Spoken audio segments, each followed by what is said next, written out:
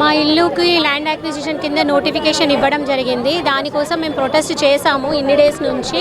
So దాన్ని all of ఏ సడన్గా buffer zone అని చెప్పారు. గ్రామ సభ పెట్టలేదు ఇప్పటి వరకు, దాన్ని పోస్ట్ పోన్ చేశారు. తర్వాత జీరో వాల్యూ అని పత్రికాముఖంగా ఉమెన్స్ డే రోజు ఇంతమంది మహిళలను బాధ పెట్టుకుంటూ ఆయన స్టేట్మెంట్ పాస్ చేశాడు. జీరో వాల్యూ ఎలా ఇస్తారండి, మాకు అర్థం కావట్లేదు. అదే కాంగ్రెస్ గవర్నమెంట్ హయాంలోనే ఈ బిల్డింగ్ కన్స్ట్రక్షన్ జరిగింది. అప్పుడు ఏమన్నారు, ల్యాండ్ ఓనర్స్ మోసం చేశారు. ల్యాండ్ ఓనర్స్ మోసం చేస్తే మోసపోవడానికైనా గవర్నమెంట్ ఎంప్లాయీస్ ఉంది. గవర్నమెంట్ ఎట్లా పర్మిషన్ ఇచ్చింది? ఒక్క ఎంప్లాయీ మోసపోతాడు. మరి కరెంట్ బిల్ ఎందుకు తీసుకుంటున్నారు? ఇన్ని సంవత్సరాల నుంచి 2010 నుంచి ప్రాపర్టీ ట్యాక్స్లు కడుతున్నాము, అదెందుకు తీసుకుంటున్నారు గవర్నమెంట్? అంత లీగల్గానే ఉండింది కదా.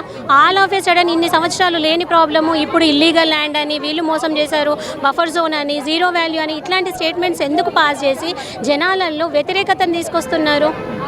మీరు అభివృద్ధి చేసుకోండి, మేము హ్యాపీగా స్వాగతిస్తాము. కానీ మా ఇళ్లను పణంగా పెట్టి కాదు, మా పిల్లల భవిష్యత్తులను పణంగా పెట్టి కాదు.